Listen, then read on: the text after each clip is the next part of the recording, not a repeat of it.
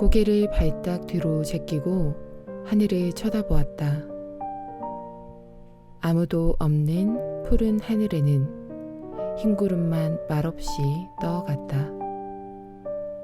푸른 하늘, 흰 구름조차도 모두 낯설고 물살은 이국 땅이다.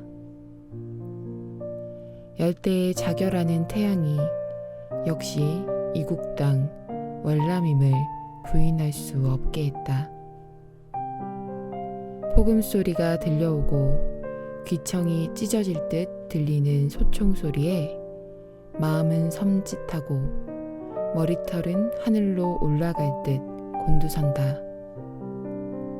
나는 적을 노리고 적은 나를 노리는 긴장과 심장 애태우는 전선의 낯설은 월남 땅 나트랑이다. 월남 8월 20일이 다 되어갔다. 고개를 쳐들어 하늘을 우러러 바라보며 나의 생명을 두고 생각이 깊었다. 내 생명이라 해도 참 자신이 없었다.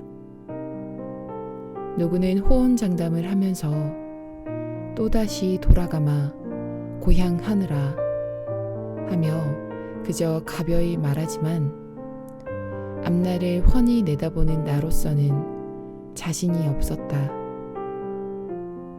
나는 기도했다.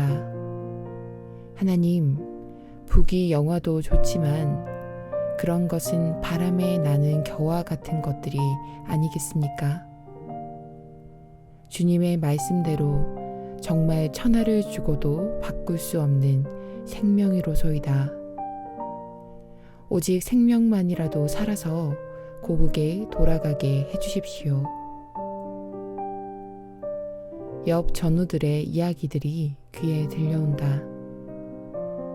고국에 돌아갈 때 칼라 TV도 사가지고 가고 녹음기도 사가지고 가고 냉장고도 사가지고 돌아가야지.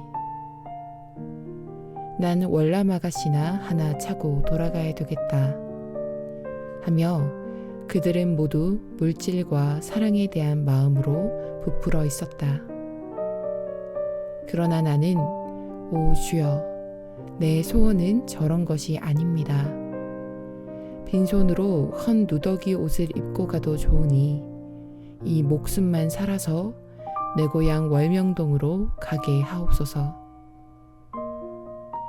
월남 땅에 있는 한 나의 소원은 오직 내 목숨이 살아 부모 형제가 기다리고 있는 고국 땅 고향으로 돌아가는 일이로소이다.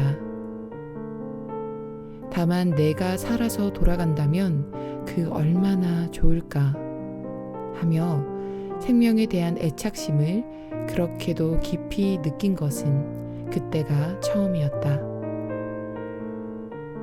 나는 생명이 얼마나 귀하고 가치 있는가를 뼈저리게 느끼며 하늘을 쳐다보고 심정이 뜨겁도록 기도했다.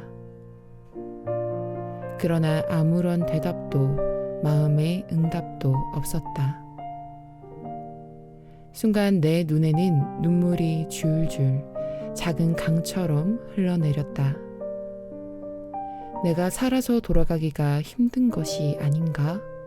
하고 다만 하늘 앞에 운명을 내맡기고 있는데 하나님이 나를 쳐다보고 있는 듯한 느낌이 들었다.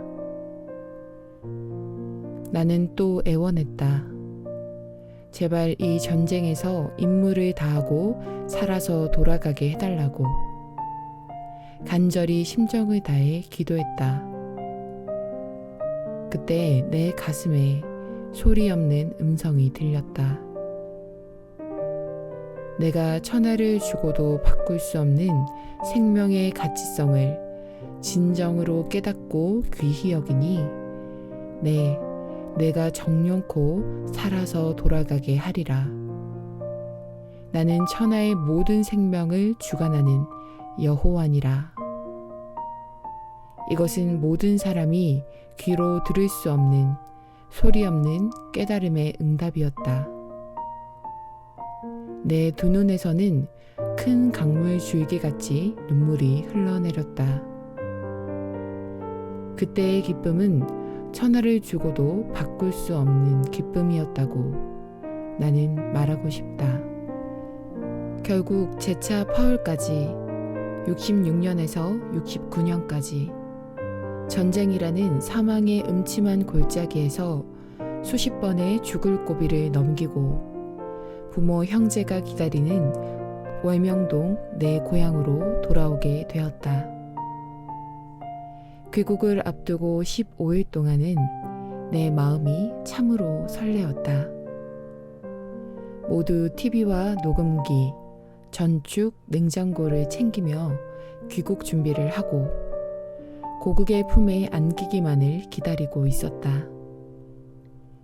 그때 나는 휴대용 녹음기 한 대도 사지 못했다.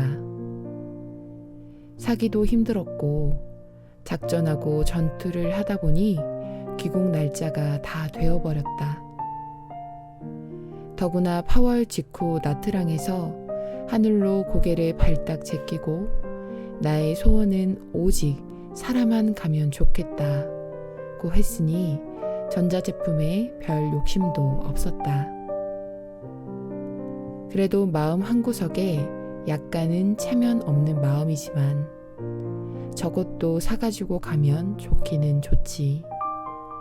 내 고향 두메산골에 전축 소리가 나고 TV 화면이 나오면 온 동네 사람들이 다 모여들겠지 하고 은근히 살아서 돌아가게 되니까 나트랑에서 기도할 때 이왕이면 생명도 구하고 물질도 구할 것을 그랬구나 하는 아쉬움이 조금은 있었다. 그때 하나님은 나를 쳐다보고 어떻게 생각했을까 하는 생각도 들었다. 뻔한 생각을 하셨겠지만 약간은 궁금하기도 했다. 나는 나의 계급의 위치상 큰 물건을 사가지고 갈 수도 없었고 거저 주어도 못 가져가게 되어 있었다. 그런데 작은 물건이라도 하나 사가지고 가려고 달마다 모은 돈이 300불이 있었다.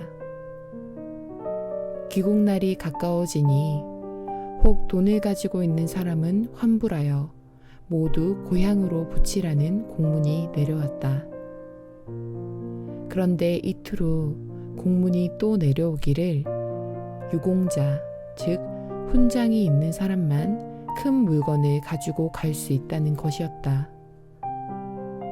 그러니 공적을 세우는 데는 무관심하고 물건만 욕심내어 사나르던 사람들이 갑자기 변을 당하게 되었다. 그들은 할 수 없이 자기가 애써 사놓은 대형 전자제품들을 다 유공자들에게 판매할 수밖에 없었다. 하지만 유공자들의 숫자가 적어서 결국 그 비싼 물건들을 고물 팔듯이 헐값에 팔 수밖에 없었다. 나는 사병으로서 훈장이 6개나 되는 유공자였다.